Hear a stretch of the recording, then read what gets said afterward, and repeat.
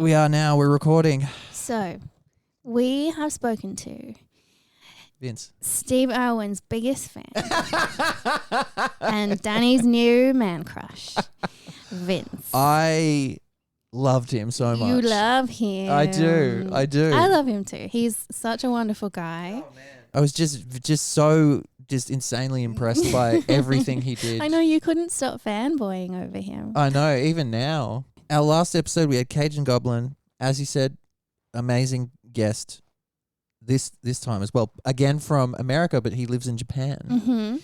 Mm-hmm. And I came again, similar story to Cajun Goblin. I somehow came across this guy's Kickstarter for a video game that he's making, which is very of the nostalgia sort of CD-ROM era style game. Yeah, visually it's very sort of 90s inspired, I would say. And I saw it and I was like, oh my gosh, this game looks so cool. And I followed him on Instagram, and then he reached out to us after we had Freya on, and my God. He's so cool. Such a cool guy. And super, super creative. Yeah, he's just got some really, really cool insights and ideas, and he's making a video game. So everybody go to his Kickstarter and donate to this game because we want to play it. We want to play it. Yeah, it's cool. You can kind of see the little demo. It's really cool. It's the main character is based on his childhood dogs. Yeah, which is it's so sweet. And he tells a beautiful story about that. Kami Quest, enter the Imaginasium. We'll link it on our Instagram, but yeah, please go have a look. And here is our chat with Kami EXP. Remember that. I'm so happy to talk to you, dude. Like, this is so cool coming together like this, because you actually reached out to us, but when you reached out to us, I already knew who you were. So it was so exciting. Oh, yeah? Yeah, well, I only, admittedly, it was recently that I discovered you, but I can't remember actually how. I don't know if it came up in my algorithm or something, but your Kickstarter came up for your game, and I was looking at it and I was like, this looks so fucking cool. Just the design, the layout, everything like that. And then you messaged us and I was like, oh my God, this is fucking awesome. So it's really cool to talk to you, dude. Like, I think already I can see what you've done with this thing. It just looks fucking awesome. Thank you. I really appreciate it. Yeah, I saw you did an interview with Cajun Goblin. I was like, oh, that would be cool to hop on a podcast. Yeah. I'm usually the one behind the screen editing the podcast, so I've actually never been on a podcast. So I was like, you know what, I would like to try it. Yeah, sick, man. I appreciate you reaching out. And our podcast is very sort of framed around nostalgia. Like, we're both 90s kids. We grew up in the 90s. We've got very different experiences. She grew up in the country.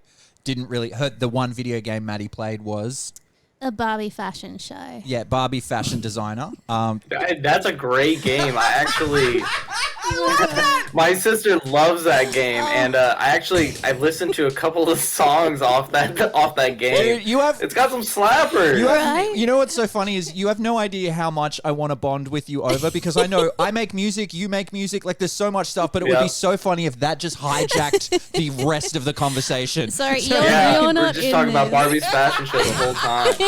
I'm down. I kind of want to now. So did you ever, okay, look, while we're on the subject, did you ever jump on with did you play? on Barbie fashion designer? Yeah, so I grew up with two sisters, so I was like completely surrounded by, girls' media, and I was forced to do stuff that I don't want to name, and that was part of it. I was forced to play that game. But it's a fun game. It's really cool. It was actually one of the first women's video games that kind of like brought that market to women. I was actually watching a documentary on this like the other day. Yeah, so like it was one of the first games. It wasn't the first game, but like the first female game that kind of made it popular. Yeah. And one of their biggest marketing ideas was, instead of putting that video game in the video game aisle, they decided to put it in the girls' toy aisle. Ah, smart. And so like, because like girls don't look in the video game aisle, at least back in the day, so they're like, oh, let's just put in the toy aisle, where all the girls get all their stuff, and it's just like that game just skyrocketed, and that started all of like the girls like video games and stuff like that, and it's pretty Dude, crazy. that's so cool. We actually just made a YouTube video about it where we both where we kind of did a playthrough of it, and I had a fucking great time. Oh, you Sorry, Maddie. loved it. What were you gonna say? No, I was just gonna ask. No, I can't remember. Were you gonna ask what kind of what choices he would make in the? yeah, I think so. You know, I have Yeah, no like- idea. I was, What was your favorite dress? that was a long time ago. I haven't touched Damn. that game Oh, in you forever. gotta I touched play it it. recently, and my goal was to put as little clothing on as possible. I wanted to see what I could get Damn, out, that's fucked up. what He I could wanted- get out Like the a gates. degenerate. Yeah. yeah. He wanted nude Barbie, but that's not how the game works. 100%. unfortunately. Yeah.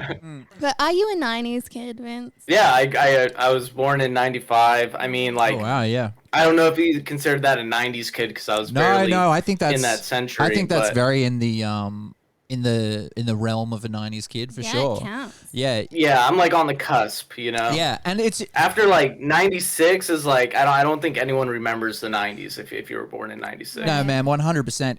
I had a couple of questions for you. One, where do you sit in the arc of your family? Are you the youngest, the middle, where are you sort of at? I'm the middle. You're the middle. Oh, okay, that's interesting. So the Yeah. younger Me and an too. older. Yeah, two middle children. And As you can probably tell, Danny's the youngest. I'm the youngest. Yeah, I've got the Yeah, the youngest. he's got the energy of the little sibling. 100%, man. It's my whole personality. Another interesting thing about you is you live in Japan. You're obviously from America. You live now there, Yep. like permanently. What's Yep. the story there? Yeah, so I was born in LA and then I moved to Ohio to a very small town called Lima, and I was like living there most of my life. And then when I was like 20, I was like, I want to go back to LA, and I was pursuing audio engineering and music production. So I went there for college, and I met my wife actually in LA, and she's from Japan, and we fell in love, hit it off. We were doing long distance for like 4 years between LA and Japan. And like I wanted her to move to LA, but the visa process for America is just dog shit. It takes like it's like $5,000 in 2 years. I was like, screw that. I'll just try Japan. So I came here and I fell in love with the place. I was like, man, Yeah. Wow. fuck America. I'm living here. So I've been out here for about 3 years now. That's really cool, man. And I know what you mean. Like I at one point was trying to move over there, and it's incredibly difficult. Yeah, you know, it's a pain in the butt. I'm just curious as well. Living in Japan, is all your work now remote? Like you mentioned, you do editing for podcasts and stuff. Yeah. You just kind of are you sort of freelance online? Yeah. So basically, the Kami EXP thing is like my full-time gig. And then I also edit podcasts, and that's just kind of like a little bit of side money. I've been doing that for like 7 years, and I used to do a lot of a lot of shows, but now I just do one, and I just do it because I enjoy that show and I enjoy what they do, and I'm like, I don't want to say goodbye, so I'm just gonna keep doing it. But yeah, like the Kami EXP thing is like my full-time gig. Yeah, wow. And that is basically, it's animated shorts. And I've noticed there's a whole lore, just having a look at you've been featured on Adult Swim. And Yep. I think some people use it for their music videos as well. Could you explain a little bit about sort of what Kami XP is to the audience? Yeah, so at the beginning it was just doing commissions and working with artists and stuff like that, and it's kind of evolved into like me just being more of an artist and like diving deeper into this world of Kami EXP and stuff. So at first I was just an animator and I was doing it for fun. And then people on Instagram started hitting me up and was like, "Hey, can I pay you to do this?" And I'm like, "Yeah, sure." I used to make music and I had to like, bend over backwards to find gigs and try to, make money off doing music. But with animation, it just became like people were coming to me. I was like, wow, this is nice. Like, I don't have to do like any work for scouting or finding like gigs and stuff. So yeah, it was really cool and it was really rewarding. And I never intended to like do it. I basically started animation to like support my music. I wanted to make animations for my music. Yeah, totally. And like support my music career. and then it just kind of evolved into like, oh, well, now I'm a full-time animator, now I'm a full-time artist, and like all of like my aspects just kind of like combined, you know, like my music and my animations and the visuals and the storytelling have kind of just all combined into like one solid medium now. I think and that's, it's pretty wild. but I think that's so fucking cool. That's like, pretty special. yeah, I think that's so cool because Yeah. I've got like a lot of interest myself, and I think like what a dream that must be to be like I've actually got this world that I can feed all of this stuff that's making me happy and fulfills me into it. Because when you're divided, there's a lot of guilt and confusion about which one should I prioritize, which one should be feeding the other one, which one should I just put to the side, you know? So I think it's so cool that you, at such a young age as well, have been able to kind of sustain that and find this world where you can just put all of you into it. It's awesome, man. Yeah, 100%. It's been a complete accident, but it's been kind of like something I've had in my mind forever. I started like making music like pretty seriously at like around 16. And I knew that like it sounds stupid, but like my goal was to invent a new genre or a new That's style awesome. or something. Yeah. And then that kind of evolved into, well, I don't really want to invent a new genre. I just want to like my goal was like I want people to look at my art kind of the same way as like you would look at Vincent van Gogh's art and you would know it's his art style. Yeah, totally. You know it's like it's Vincent van Gogh. Yeah. And I just wanted to be very identifiable when it came to my art. I think that's very common with I think, a lot like, of artists as yeah. well. You hear a lot of Go ahead. filmmakers be like, I want people to like walk away from it. You know, you want to have that very specific style. Like, I get that. Yeah. Yeah. Yeah, exactly. So Lima, is Lima like a small town? I mean, there's like 30,000 people, so I don't know if pretty that's like small. small, No, but that's pretty small. Smallish. that's small to me. Yeah, yeah. You know, but there were like neighboring towns near Lima that had like 200 people. So like you would drive through it in a minute and it would be over. So Yeah, I had a similar experience. Yes, she was a country girl with what was your population there? Oh, 2,000 people? Yeah, wow. You wouldn't know it Yeah. when you're there as well. You'd think it was less or more. Well, because Maddie, where she lives, it's this small Australian country town, and it's so small. It's like you drive through it in a minute, but either side of it is no town for an hour. You know, literally, like you've No, got. there's a little one. Is there about where? half an hour. Well, you wouldn't notice it because it's so small. Oh right, the other past, Same not thing. not going to Tamworth. Yeah, The other, going to yeah, Tamworth, right. yeah. Interesting. What was that like growing up there? What was school like? Was it different to sort of a big metropolitan school, or was it just kind of yeah? It sucked. It sucked, man. Yeah? Like coming from LA Yeah. and then going into this small town, Yeah. like I had like a really hard time just kind of like fitting in. My mom like refused to cut my hair, so I had like super long hippie hair when I was like 9 years old, and everyone's like farmers and stuff, so they're like, who the hell is this fucking stoner kid? And I just had a whole like identity problem, like my whole like childhood and high school and middle school and stuff. But I think that kind of helped me kind of like become my own person instead of like kind of like fitting in. Like I always stood out. Yeah, yeah. But like as I got older, I started really loving Lima. I had like woods behind my house, so I would go like in the woods and explore. Oh wow. And like just like check out animals. There was like deers. We had like turkeys, and and then my mom was a vet, so No way. or she was an assistant vet, and she would bring home like owls that have broken wings, and we had like a pet deer and some chipmunks and squirrels and like Dear? just like we had like a bunch of animals at the house. I had like 5 iguanas. We had a yellowtail boa that was like 12 feet long. Oh my Wow. gosh. Yeah. Living the snow. So I grew up around dream. animals, and I think that's like one of the biggest inspirations like in my art is I just I want to show people that like animals and humans, to me at least personally, are kind of like equal instead of like a dog being less than a human. You're preaching to the choir. This is We love animals. We love animals. I say I say she does. I mean, we both do, but Maddie is. We had to give you an example where we were living last time.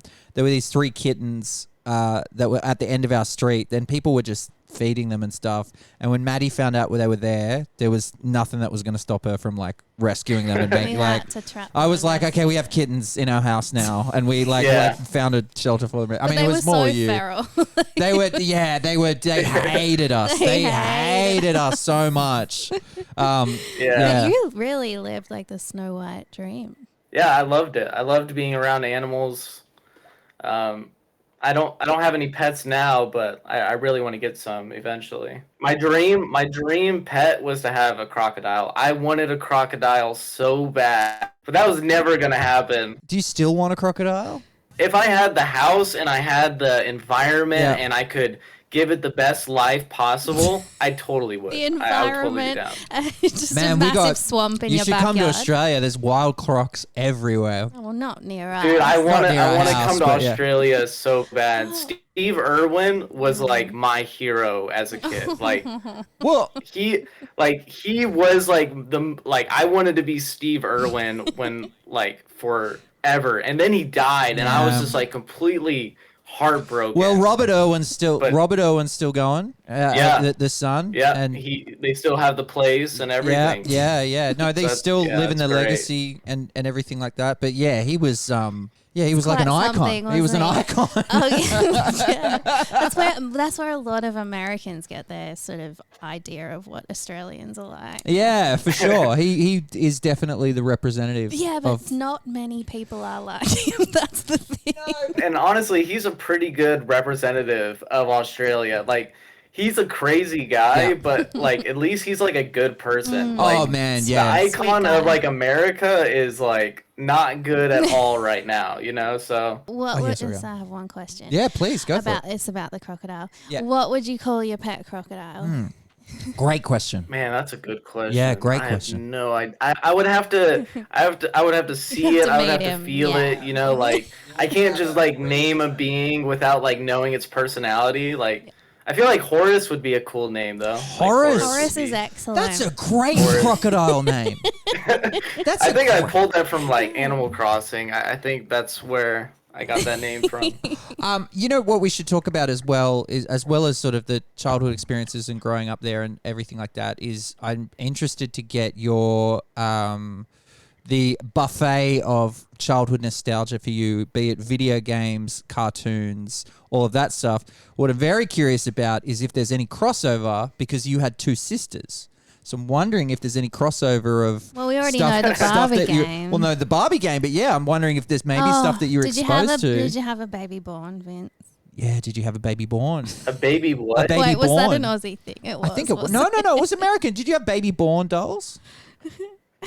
What are baby born dolls? I've never heard of them. Fuck. Wait, actually, I think someone brought that up. Aren't they kind of creepy? Yeah. Oh, yeah. But I feel like just baby dolls in general are quite creepy. Very creepy. Oh, yeah. Yeah, my Vince. sister had this one. Oh, God. Did it shit and piss? See, that was the fun. I have no idea. That was the big... I didn't touch those things. I don't like dolls. Those things are creepy. Yeah, dolls are creepy. She had a porcelain doll collection. Don't get me started. But that was the big marketing. I hated them. The big marketing campaign for baby born dolls was that they shit and piss. And it was like, and there was the ad for the kid was like, oh, like look, it's ping. What did the poop look like? Was it just like a piece of plastic poop, or was it it was just like liquidy. It was liquidy. I don't know. You fed them real food, not real food, but it was sort of like an oatmeal-y type thing. We did everything we could to try and find out what the food was made of and how it triggered the. It was a whole thing. It took over our lives. What a weird mechanic. I know, it's such a weird thing. When you break it down. But what were your sort of what were the toys and what were because you're a bit younger than us. So I'm wondering, so there would have been probably a lot of the same stuff, but yeah, what were sort of your toys and shows? Yeah, I mean, so like when it came to games, like Super Mario 64 is top for me. And Banjo-Kazooie? my older sister loved like farming sims, so like I got into like Harvest Moon, A Wonderful Life. I loved that game like so much. Animal Crossing. I loved Animal Crossing. TV shows. I mean, like Ed, and Eddie is like my favorite show of all time. I'm not That makes- Courage familiar. the Cowardly Dog. That makes sense. Like seeing your art, I can see some influence drawn from there, you know? Yeah. Such a crazy show. That they had like they used like animal sound effects for everything, which is like really weird and yeah, it was a super cool show. I'm not familiar. Avatar: The Last Airbender. Oh, I yeah, love that great. show I'll- as well too. I'm just going to pull up Ed, and Eddie. Yeah, I'm not familiar. because, Can you explain it to me? How have you never seen Ed, and I Eddie? feel like you must have. No. Really? Doesn't ring a bell. What it just It was describes. basically the plot. about like three guys. Yeah. One is like the little short guy is like a scammer, and then the middle guy, like he's like super smart, and then the tall guy is like completely stupid and is obsessed with chickens. Yeah. And all they wanted to do was they would create scams to try to get quarters so they could buy these giant jawbreakers. And then every episode was just them making up like a new scam. It was so funny. I love that so What? much. And all the animation was like hand drawn. Yeah. It was beautiful. It looks so good. Like, so he's obsessed with chickens, but they wanted jawbreakers. Yeah, so they wanted it's a very that sort of 90s style show, isn't it? Yeah. Although 99 it came out. It's very, rough and one of those shows. I mean, like, I don't know if you've ever heard or come across any of Australian kids shows, but it is. I think Ed, and Eddie fall into the category of like, holy shit, they put this in a kids show. Like it was Yeah. wild. It was crazy. like Ren and Stimpy. That Yeah. shit was crazy. Yeah. Ren and Stimpy was wild. What are some Australian shows? Oh, I'm curious. brother. Oh, we brother. forced Freya to watch We forced some- Freya, Cage and Goblin to watch some shows. We should have sent you some. We can Yeah, get you we- back. We'll get We you back can on. force you to Yeah. watch some really creepy Aussie shows if you like. Yeah, well, there is. Yeah, I'll watch them. I'm currently making my long-term project that I've been working on for 3 years, and Maddie is so sick of hearing this, and I'll put the theme right here. But I'm making a documentary about one of them called Johnson and Friends, which was this, like, they were kids. They were. Maddie's looking at me like, don't talk about this. No, no, they were toys in a giant. Dude, yeah. this looks trippy. Yeah, hey, Yeah. looked it up. Fuck yeah, dude. This looks sick as Oh, fuck. you I'm have definitely to watch checking it. it. It's And actually bro- a great show. I love puppetry. I've been getting like super obsessed with puppets. Vince, I'm going to tell you, I think a show that you would fucking love is an Aussie TV show. Freya loved it as well. Cage and Goblin is the Ferals. Feral TV. Look up Yes. Feral Look TV. it- Feral Look it TV. up. You're gonna It's love it. it's genuinely so good, so funny. Such a good show. Such a funny show. This looks crazy Yeah, too. What the hell? Yeah. What were you guys watching? know. This Yeah. is insane. We've said it once. We'll say it again. It was just so It was unregulated. cooked, man. It was cooked. Yeah, Aussie kids shows were funded by the government, and they just were made like, to fill a quota. do whatever you so they just want. didn't care. They were like, they literally skimmed the thing and went, yeah, okay, sure. They Yeah. literally just let Aussie artists back then just go nuts and go wild, and we don't have that anymore. That's awesome. Yeah, it's fucking crazy. Wild. Yeah, public like television, they kicked ass. Honestly, Yeah. like I know. I don't know if you guys heard of like PBS. Yeah, and yeah. stuff, but, Sesame like, you Street. know, Yeah. like Sesame Street, and then they had like In Between the Lions and stuff, and like a lot of those kid shows were like funded by the government, but like the amount of creativity that they did on those television shows is like unmatched compared to today. It's insane. I've spoken to someone about this before. Is you look at kids shows back then, and you're like, it's confusing. Like, you guys put so much effort in, and you didn't have to. You didn't. The only thing Yeah. you had to answer for was, did you finish it and get it on air? That's it. They didn't care about ratings. They didn't care about anything, and they just put so much love and heart into it. Like, it's so sad that a lot of that's disappeared. I feel like Yeah, the it younger is, yeah. generations missed out on this collective experience of just like seeing the product of just a bunch of weirdos. You know? Yeah. Of just a bunch of The amount of like passionate different weirdos. types of art Yeah. and like the different mediums they would put like it's just crazy that we were like showed like surrealist art when we were kids. Yeah. Compared to like now, it's like it's just insane. It's fucking heartbreaking. It's insane, Yeah. like what they would do on those shows.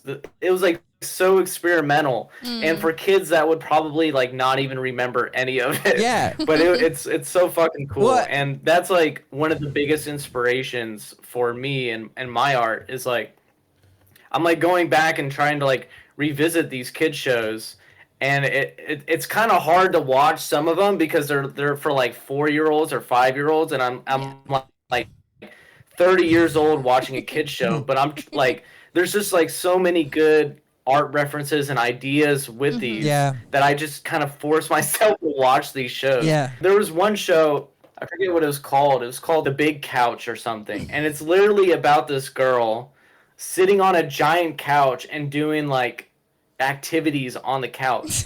And it's such a weird format, and she's like it's like super experimental. She's like wearing like a clown outfit, and like I think the couch talks. Wait, what's and, it like, called? What's it she called? pulls items out of the couch, and then she does like activities with the items that are stuck in the couch and stuff. It's just so random. It's like, what the heck is this? What's it called? It's called like The Big Couch or The something. Big Couch. I'm looking it I up. think this is something we're going to need to watch. The Big Couch Show New Orleans? The Big Comfy Let me look Couch. it up. The big comfy couch. I think Oh I my do God, it remember is a the big Big Comfy couch. Couch. Look how big it is. Oh, God. That's a big fucking Yeah, I know. This genuinely a looks huge couch. fucking fever dreamy. Jesus. It is. Yeah. It really is. Yeah. Looks And she would like go familiar. visit her grandma, who was like a gypsy, and she would give her like life advice, and the mailman was like some type of crazy clown. Was this PBS? Yeah, I'm pretty sure it was PB. Yeah, it was PBS. Oh my I God. kind of want that couch, though. Oh yeah, I imagine. I know. Yeah. If I had like a big spot, I would totally remake the couch like that. They were not lying. It does what it says on the tin, big comfy couch. Yeah, it does. Yeah. Exactly. Yeah. Wow. That's so We're wild. going to have to watch some of that, I think. I think we are, yeah. But no, yeah, so the Ferrells, Johnson and Friends, man, it was all just Really weird. really weird, cool. really wild. And it was a thing, I think that I've found that even though we were so young when we watched it, all of these crazy shows, it's still stuck with us. It's stuck in our brains, you know, for 30 years later or whatever, it's still like, we're like, fuck, do you remember that? And you just remember like the visual of it. It just burned in. Johnson and Friends, though, is one of those ones where you can watch it as an adult and it's tolerable because I think it is funny, no. and the themes are universal, I believe. 100%. It's so funny. Like, it's actually just It so is funny. so fucking funny. Like, all of the stuff that happens, all the stuff, like, all the characters are mean to each other and stuff. Like, it's just genuinely really impressive. So I'd recommend that one for sure. Watch that one. I would definitely check it Yeah. out. It definitely just the characters just look awesome. Yeah. I'm Characters definitely are check it out. Yeah. Really cool. I want to talk about this game Yes, that you're let's developing. talk about the game. Um, I'm so excited. Yeah, so I understand from just sort of reading up, you and two friends, you and two people are putting this whole thing together. You've launched a Kickstarter campaign, which I will be donating to as soon as this interview finishes. I was going to donate today from work. Thanks. I was going to donate today from work, and then I was like, I got sidetracked. And because I was reading, because there's rewards, Maddie, and I didn't know which reward I wanted. Okay. Yeah, so there's that is rewards. an important Yeah, there's decision. a lot. Yeah. Which good on you for managing.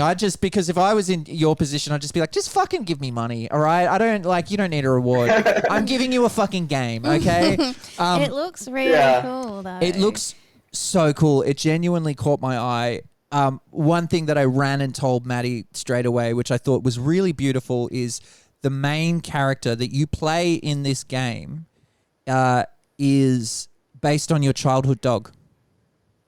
Yep. Yeah. It's so Really, cute. really cool. What was your childhood dog's name?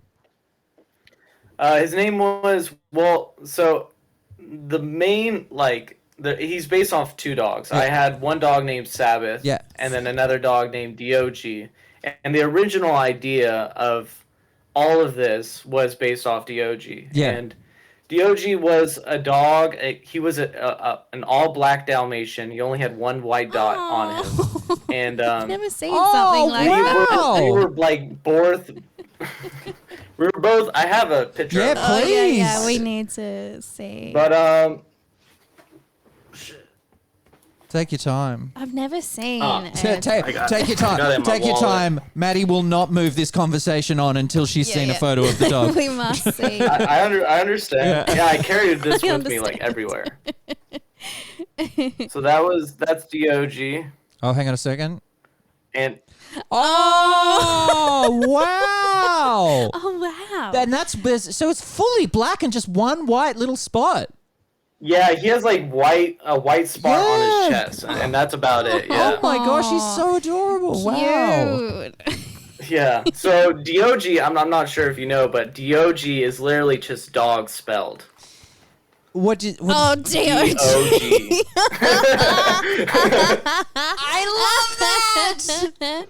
Oh, you got it before me. I was like, oh, He yeah, was, DOG. thinking it was just like a- DOG. That's so fun. I was thinking it was like a foreign name. I was like, oh yeah, it's like Italian yeah, or I know, something. that's what I was thinking. Right.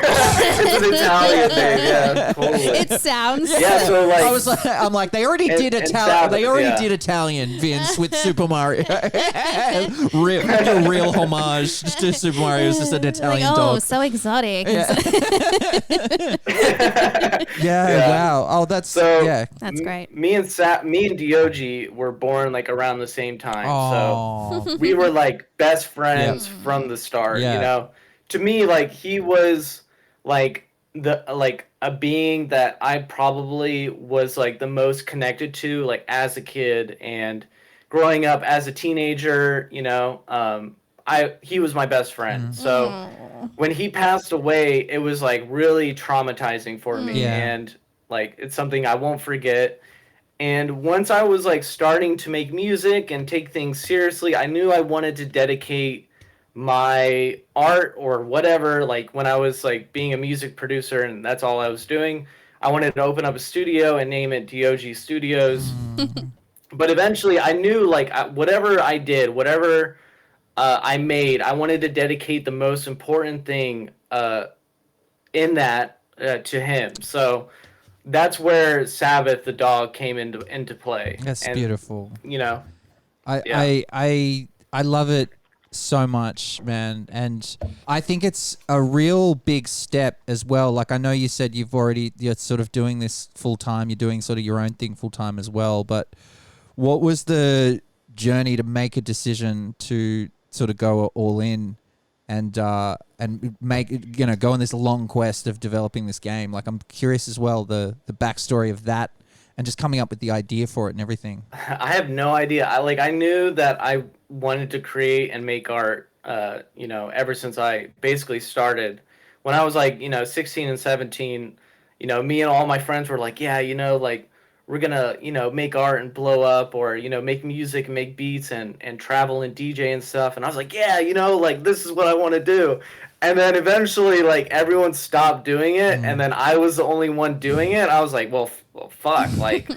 But like I knew like when I said that, like I actually really wanted to do it, and I've been like constantly tested. You know, I was working in a studio for about like 3 years, and it was like, you know, I was working with like pretty big people. I have like a double platinum with Wale on one of his albums. Oh wow! As I think an assistant engineer is the title or something. Wow!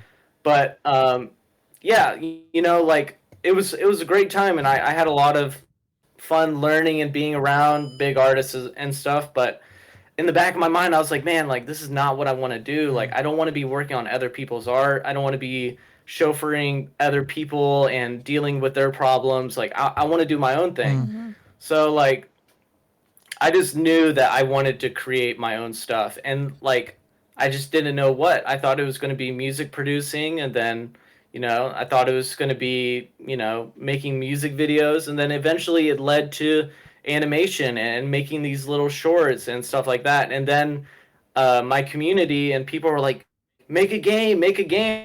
Yeah. and I was like, I don't know how to make a game. Like, I don't know. I'm not going to take another 5 years to learn how to code and learn how to make a game. Yeah. And I eventually met Jason, who's the main developer of this game. And, he's like a perfect side to my coin. Yeah. Like, I'm all the art and music and sound effects and stuff.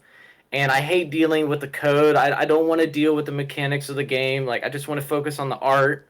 And he's like the opposite. Like, he doesn't want to focus on art. He doesn't want to waste his time making art. He wants to just like build a game. He wants and the build assets the and just of the game. build it around the assets, basically.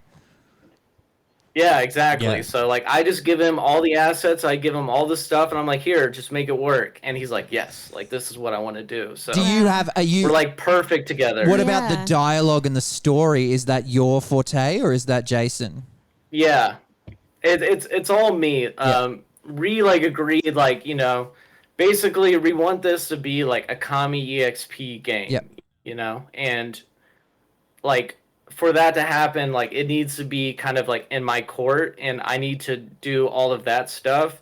The moment I give him kind of like that, it becomes like not Kami EXP. It becomes a collaboration between him and I. So we just like kind of keep that separate. Every once in a while he has ideas, or like I'll show him something. I'll be like, hey, like, what do you think of this? And he's like, oh, I don't know. It doesn't sound right. And, I'll fix it. But for the most part, like the story, I've had the story written down for this for about like 2017. Wow. I've had the prequel like wrote. I know like what's going to happen to Sabbath. I know what's going to happen to Kit and Oldie for a long time. So like there's like nothing out of the story because I don't want to reveal it, but this game will like reveal the big like opening, like the big storyline to Sabbath, Kit, and everybody else. Dude, that's so cool because essentially a lot of your animations as well, there's not a ton of like, there is a lot of unknown. There is a lot of ambiguity about, who the characters are and what's going on. Like there's obviously a lot of lore that you, let the audience in on, but just from what I saw, it's like there's just so much mystery around it. Yeah. I've wanted to keep it as mysterious as possible. I feel like a lot of artists, they get excited and they want a lore dump, and they're like, oh, just let me give you the information. Like, let me tell you everything about this universe. And like, you'll see like their websites have like everything about them and stuff. And exposition dump. I knew like, we hate when shows do that. Yeah. Stop giving it Exactly. away. Yeah. Yeah. It's nice to learn about the lore, but like, I want to think about it, and I don't want to tell you directly. And then also like, I knew that I wanted to dedicate this all to Dog and like his character. So like I wanted to make sure when I presented it, it was like in the right way and it would like be received as well. Like I could have like revealed this like 3 years ago, but I felt like, the impact wouldn't be as well. So like I want to wait for something where I feel like I would be proud and like I could put all the effort into it. So like I've been waiting on it. And then like I was watching a documentary about Courage the Cowardly Dog, and the writer of that show was like, people constantly come up to me and ask me like, what is the meaning of the last episode? Like, what is this? Like, is it this or is it that? And he like purposely just refuses to tell people, what the answer is, because the moment you give somebody the answer is the moment they stop thinking about it and they move on and they go to something else. Like, I don't want to give you the answer. I want you to think about it, and like whatever like idea or thought that you come up with is the correct answer. And like that's the answer you actually needed to hear instead of the answer that you needed to be given, like that interpretation is very important. Yeah, 100%. And now the name Kami, is that like Vince and Jason spelled out or something? No, but I could kind of see that. How long? No, so Kami, I was waiting for my moment. How long were you sitting on that one? Yeah, I was waiting. No, I was curious about the name. Where'd you get it? Yeah, Kami XP. Yeah, so Kami, Yeah, Kami EXP. Kami is like a Shinto word. So Shintoism see? is like a Exotic. Japanese. It's Yeah. not like a religion, but a belief system. Oh. Where they believe in every living thing has kami in it. Like, they call it like God, but it's not like a Western version of God. It's like an energy, and every living thing has it. So you should respect it. Like, so the blades of grass have kami. The grains of rice, the mountains, the wind is all like an idea of God, or it all has the energy of God in it. So the moment you start looking at everything as like a god or as like an energy of God, you kind of pay more respect to it. Yeah. Um, and I've always, like I said earlier, I believe animals are just as equal to us. And like the moment I learned about Shintoism and the idea of kami, I was like, it just clicks. Like I'm not a religious person, but I study religion because I like to search for like that spiritual sense. And that just like really resonated with me. I would be eating my rice bowl with my wife, and I would leave some little pieces of rice in there because it's just like a piece of rice. Yeah. And she'd be like, "Why are you disrespecting that kami? Like, this food is like a sense of God, and you're just gonna throw it away. Like, use it. Like, Wow. actually, And it's just like that mindset kind of like just makes you respect like nature and like things around you a little bit more when you don't look at it as like a material good, but actually like a sense of a living being. And Yeah. that's what I wanted to like that's what I want my art to be about, is like, showing the importance of animals and nature and stuff like that. So that's why it's called the kami experience, the godlike experience. That's I fucking love that. really cool, Like dude. we're all one energy. And humans are the, top of the food chain kind of. 100%. Yeah. Yeah. And I hate that idea of like we're below God, or we're not a part of God, we need to respect God. I've just always like it's just like I feel like there's more to it than just that. And like the way that, I don't know, civilization disrespects like nature and destroying animal homes and extinction and stuff, it's just like not something I'm into, and I think that's why like I really resonated with like Steve Irwin, because I love it. We just, brought it like, back to was Steve Irwin. completely I love that. opposite of that. Yeah. Like he Full wanted to circle. like Yeah, really into conservation and I'm so glad you brought it back to Steve Irwin. who are my top three? Steve Irwin, Mr. Rogers, Yeah. and who's the puppet guy? I can't remember his name Jim every Henson? time. The guy who made Sesame Street. Jim Henson? Jim Henson, Yeah. yeah. Those are like my top three people like I look up to. I love that. And they all kind of like share the same thing, the same ideas, but in a different medium. That's And those guys are just great people. so would you choose those three people to have dinner with if you could pick anyone? Oh, hands down. Yeah, hands down. At the same time or separately? Especially Steve Irwin. Yeah. For sure. Steve Irwin would be a fun hang. He'd be He a lot. would. I feel like he'd be a lot. Dude. I actually He met would, met Bindi and Terry as well. Oh, wow. Oh, really? Yeah, yeah. Dude, that's so fucking Very sick. briefly, and I will say, like, very well media trained, like very well, like, Oh, I bet. not in a bad way, not calling them frauds or anything like that. Like, I feel like it is also just them. I just feel like they're just this category of people who are Wow. just so They were in the spotlight a long time. they're in the spotlight, but it's like you can just tell, like, there's a lot of media training that's like, whatever we're asked, we just bring it back to our message. We're Yeah. not going to get involved in anything, like, and I think it's, I mean, you'd want Smart, to if you're in really. their position, you wouldn't Yeah. want to get caught up or like thrown off guard by some shitty journalist trying to get a clickbait headline. you Yeah, know? exactly. Yeah. Especially now, there's man, so many 100. ways to get trapped, and and the controversies and stuff. But yeah, I can't imagine having a beer with Steve Irwin. That shit would be that would be such an insane hangout. Yeah. I'd be doing something fucking crazy that I'd probably never do in my life. Like tackle some fucking alligator. I would 100% be down for it. Oh man, that's Yeah, wild. he would be a lot though.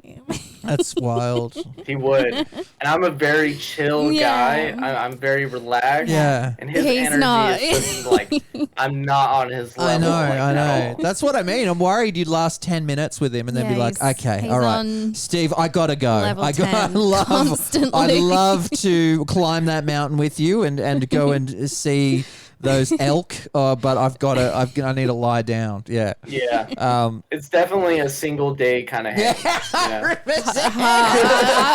We're hanging out for a day. Like it's a lunch. and that's It's a it. lunch. I would, you know, I would it's a go as lunch. far as to Like, say an event, not a whole day. Yeah. come on, Yeah, Vince, come on this way. exactly. No. I feel like Jim Henson would be chill. Nah, I have somewhere to go. I'm sorry. I'm gonna go see Jim Henson. Yeah, yeah. Jim I feel Henson like, would be. Yeah. Jim Henson would probably be a good I hang. feel like he'd be chill. But again, I think all three of those guys as well. What I love as well is they're all just a little bit odd as well. Yeah, you know, yeah. in the best Yeah. possible way. Like they're all like, even Jim Henson he was like a little bit of an odd yeah, guy. yeah. Well, you'd have to be. He made the Muppets. Do you think he'd bring a Muppet version of you? I'd hope so. Oh my god, that would be so funny. Dude, that would be insane. If he brought it, but That would be imagine if so he cool. brought it. If you went out to lunch and he just without telling you. I mean, first of all, he it's a Muppet waiter, but it's him doing it. He's like, oh, yeah, can I get so what do you guys want for dinner? And you're just like, Jim. Jim, come on. But no, he does Jim. does it to make you pay for lunch. He's like, oh, sorry, Mr. Henson, Yeah. your credit card was declined. Does anyone else want to pay for it? Jim, we're in public, man. Come on, just relax. Jim, Put the I'll pay for Muppet it, okay? Put it down. 5 minutes. I want to have a serious conversation.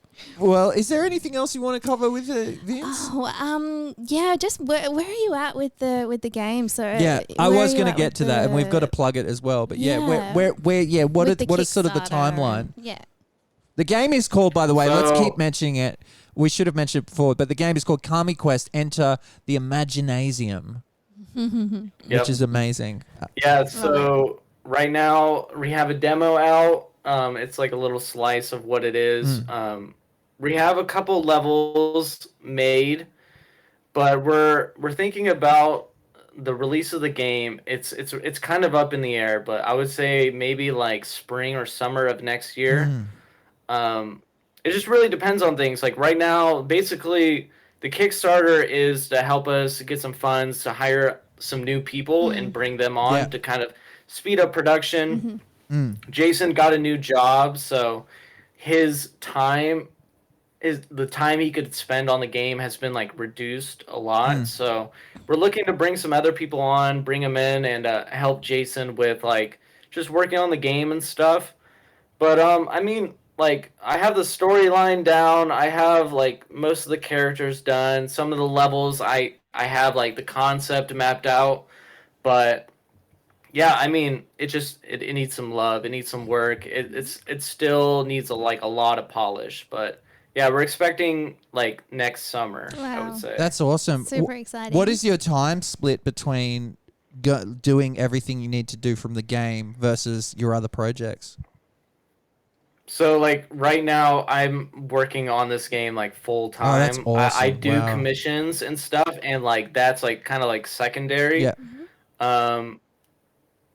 I do animations as well, but like I think I'm gonna like slow down a little bit for the Kami world and just kind of focus on the game instead of doing like animation segments and stuff. Because I really want this game to be kind of like the pinnacle and like the main thing of Kami EXP for now. Eventually, I want to do like a web series. I have like a web series called Kami's World, and I only have one episode out Cool. right now, but I eventually want to do some more of that. But right now, I just want to focus like on the game. There's so much to do in a game. It's crazy, and it just needs like my full effort to be there. Do you do when you're working on this full time? Are you sort of a regimented guy where you're like, this is going to be an 8-hour day. I wake up, I get into it at 9, I finish at 5, that kind of thing? Yeah, so when I was younger, I was completely like floaty. Like I'd wake up at like, I don't know, whenever, and then I would work on something whenever, and like I would just like bounce around like a lot. I was really floaty, and that's fine. Like I like that, but now I'm like waking up at like 8, working at 9, and then I work all the way until like about like 8 Wow. ish. Yeah, wow. 8 p.m. and then I eat dinner with my wife, and then I work again until like 12. Oh my god. So like I'm working like 13 hours a day, like every day, dude. just on this. Wow. That's crazy, man. And That's wild. I'm so tired of sitting in this chair. I've actually just bought a new chair because like I can't do it anymore. I need a better chair. Do you take weekend? I'm getting so sick of it. Do you take weekends off? I do take weekends off, yeah. So me and my wife will go to a cafe, chill. We'll go walk around the city, just like explore. Yeah. I still work on the weekends, but like only a couple hours. Yeah. Totally. Oh And man. is your new chair up to standard? Yeah. Have you got that lumbar support? Yeah, it's a pretty expensive chair. great I question. don't know if you ever heard of like Herman Miller, but it's a pretty expensive chair. Fancy. You got the Really Herman nice. Miller? I don't know. I had it before. Yeah. When I was working in the studios, I had that chair, and I was like, man, this is a great fucking chair. Yeah. And then I moved here. Fuck yeah. And I was like, you know what? I'm gonna go a little cheap on the chair, and I totally Yeah. regret it. I hate this Yeah, chair yeah. with a burning passion. Yeah, you can't skimp on the chair. No, you really can't. You can't. If you're No. in it most of the day, it needs to be. Yeah, good. Yeah. Don't go cheap on your mattress or your chair. No. That's Yeah. 100%. life advice. Yeah. Or the pillow. The pillow's very important Pillow, too. The yeah. pillow's very important too. the pillow. Yeah. Dude, well, man, this has been. If please, everybody go and donate to the campaign. The campaign has 13 days to go. I can see right now you're at. I don't know what it is in currency, but it's at 72,000 for AU. But it needs a lot more. You've got a lot more goals that you need to hit. So you can get. I can see. Can you get explain? rewards. Can you explain as well these when it says like 60k is cheat code mode, 75k is players different characters, all of that kind of stuff? Does that mean what by hitting those goals, they're the extra stuff you're going to be able to develop? Yeah, so it's like those goals, if we hit those goals, those will definitely be in the game. So Yeah. Reach just unlocked like procedural dungeons, which is like it's going to be like a new mechanic in the game where you can like, go into a dungeon and like it'll be randomly generated every time, and you'll have to fight monsters or a boss, and then you go into the next room, and then you keep going until you lose. So yeah, like each of those milestones is just kind of like an incentive for people to donate. Like a lot of my fans really wanted the procedural dungeons, so they would spread the word of the game and hopefully get more people to donate so we can hit that goal. Cool. Yeah. I Well, love that. well, seriously, guys, I want to see this game get made. Yeah, and it's such a cute website And too. I know, and I want to Everyone go play have it. a look. I want to play it on my Switch as well, Yeah. which we need a lot more for us to get there. So please go and even just check out the What's the the video. website? It's Kickstarter.com. We'll link it. We'll link it. I will link Yeah, it. yeah. We'll link it. But if you Google Kami Quest Enter the Imaginasium, I imagine it'll come up. But we'll link it on our Instagram as well. Go and donate this. And man, I was gonna say as well, when we're in Japan, I'd love to meet up. Oh yes. Yeah. Yeah. Are you coming to Japan? In October. Oh shit! Yeah. Yeah, we'll definitely have to meet up. Whereabouts do you live? I live in Tokyo, Oh. so Fucking. Perfect. I assume you guys will be there. We'll be there at some point. Yeah. It's actually the one place we're not going. No, Funnily enough, no, we we- we would love to because we've never been. Yeah, never I've been. barely traveled, and yeah, so we're gonna be like lost puppies in that in that place. Yeah. So Yeah, would love to see a friendly face. Did I send you some info? I'm not you sure if I did. you did very kindly. I said I'm coming to Japan, and you wrote back and you said with a link to a map with all your favorite highlighted spots. Yeah. So sweet. Thank Yeah.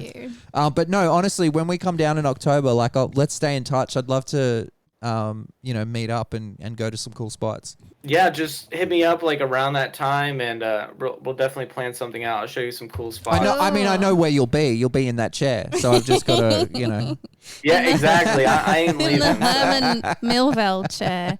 And also, I'll be in touch about us playing Barbie fashion design online together. Oh yeah, we'll have to do like a collab stream and yes. play together. If you want to see me disrespecting the game and Maddie getting very angry at me while I disrespect and make terrible fashion choices, you can check out that YouTube video as well.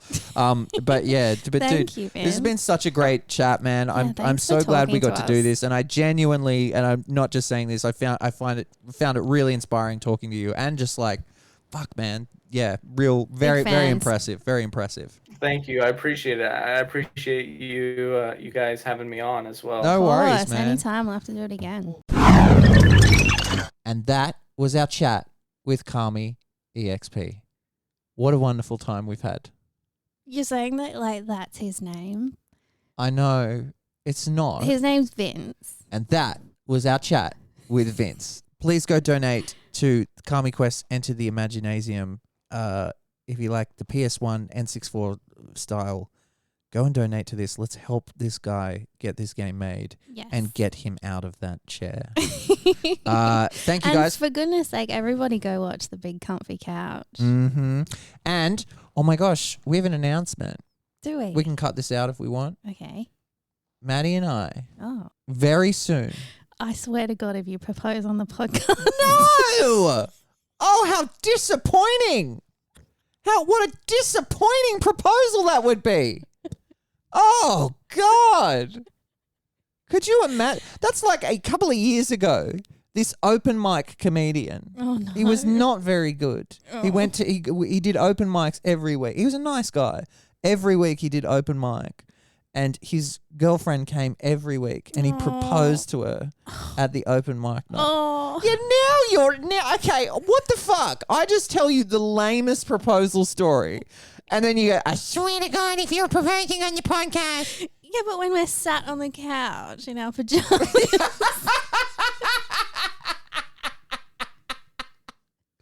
At least they were out and he was on a stage.